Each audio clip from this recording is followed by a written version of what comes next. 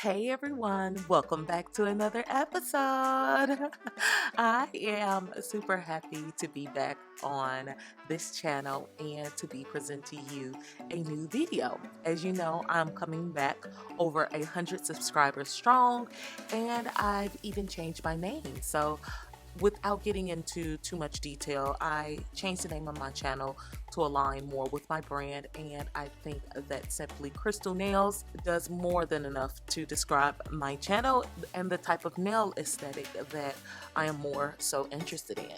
So in today's video, I'm going to be showing you all how to do these matte black nails. A couple of days ago, I posted this look on Facebook and they kind of went viral. Like, you guys love this look and you guys went crazy for it. So I thought, why not do these nails as my first video back on this channel, right? So as you can see, I am starting off by prepping the nails. I've already placed the base nails, filed them, and buffed the surface. And now what I'm doing is adding on my tips.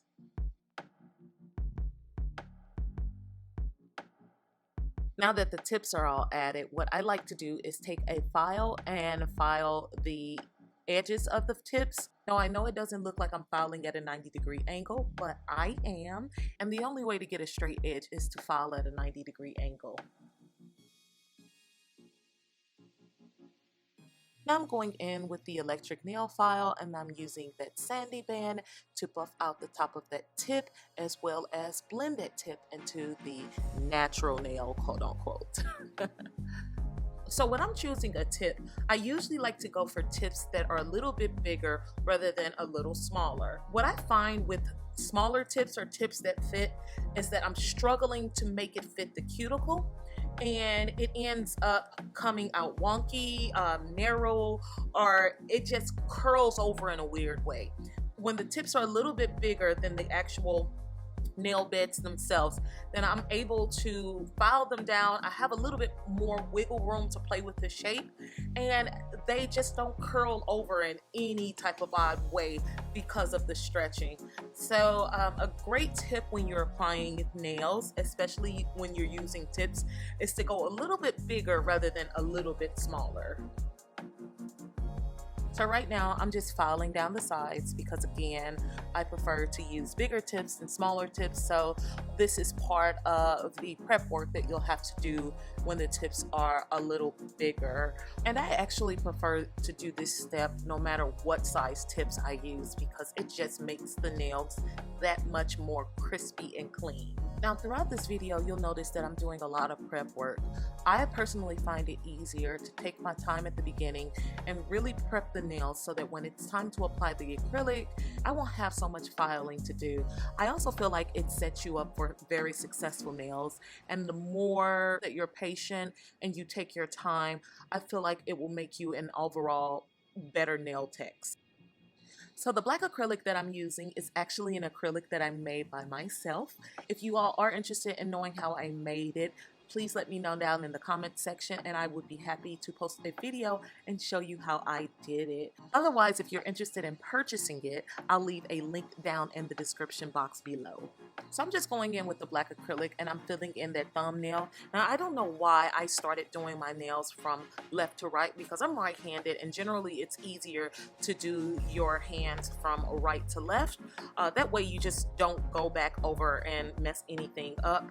I guess I can only chalk it up to the fact that it's been a while since I've filmed, and so it's kind of weird, and I just feel like throughout this whole video I've been making a lot of amateur mistakes that I just generally would not make when I am on a filming schedule. So please bear with me. I think I'm just getting reacquainted to the camera and I'm a bit shy. I feel like I have to live up to that photo that I posted of the original set of these, and so I'm really just kind of being hard on myself. So you'll see some mistakes throughout the video, but please know that it is due to my anxiety and making sure that I'm able to replicate those awesome nails that you saw on that Facebook post.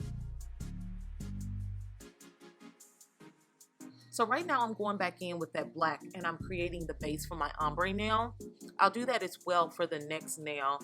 Also, if you haven't noticed, I'm going in with my black acrylic first with most of the nails. When you're working with two colors, especially a dark and a light color, it's best to put the darker color down first. This way you don't stain the lighter color, especially when you're creating an ombre and you want those two colors to mesh.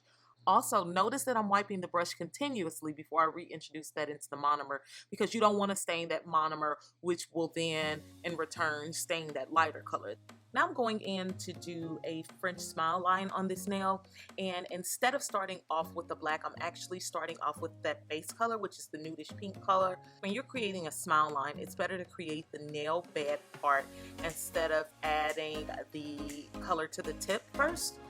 And some people do it the opposite way, but for me it's easier to do it this way.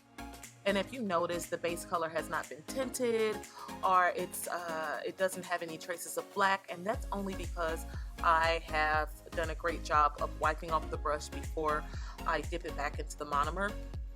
And that's what you really want to keep in mind when you're using lighter colors versus dark colors. And I just want to get that curve down as perfect as possible, because again, I want to cut down time on filing in the end.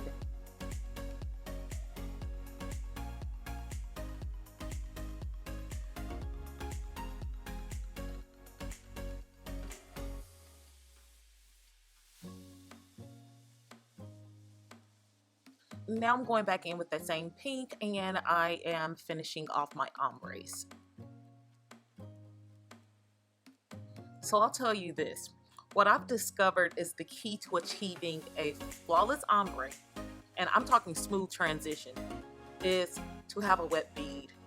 Having a wet bead and immediately blending the colors together, especially when they're dark and light, meaning opposite ends of the spectrum, sort of like what I'm doing right now, it really helps when the bead is wet because it meshes those colors together. Fortunately, this is another scene where I lost all of my common sense. The ombre, believe it or not, is something that I practiced so much on during my little hiatus, and it's something that I feel like I can do in my sleep now, and the fact that it wasn't happening during this video really bummed me out.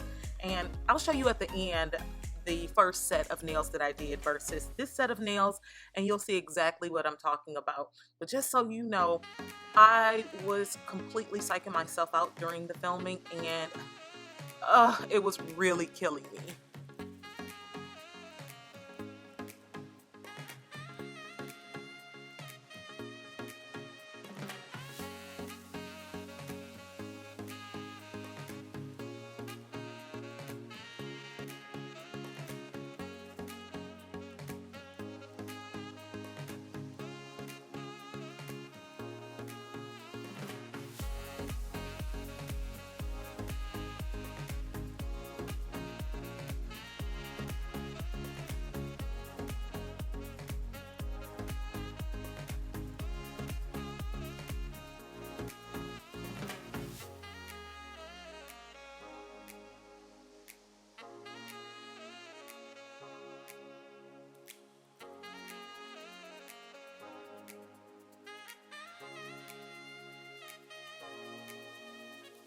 Now I'm taking the Young Nails Artistic Sculptor brush, and this brush comes in their acrylic kit, and I'm using this to finish off my French smile line. And this brush has a point. I find that pointier brushes work best because it gets into the nooks and crannies.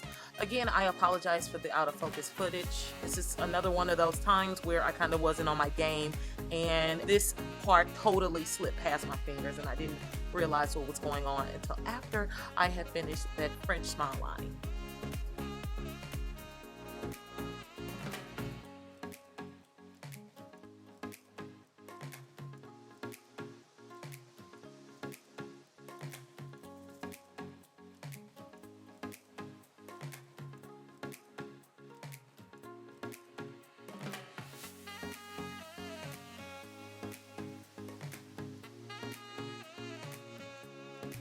So now I'm just finishing off the nails by encapsulating them, and it's killing me to watch this footage back over because my ratios are so off that I just can't even. So yeah, I'm just gonna leave you with the rest of that. There's pretty much nothing else to say. I'll just encapsulate the rest of the nails and then I'll file them off the camera, and then we'll come back and see the finished looks. And also you'll get to see the first set of nails versus this set of nails, and you'll see what I'm talking about. Enjoy.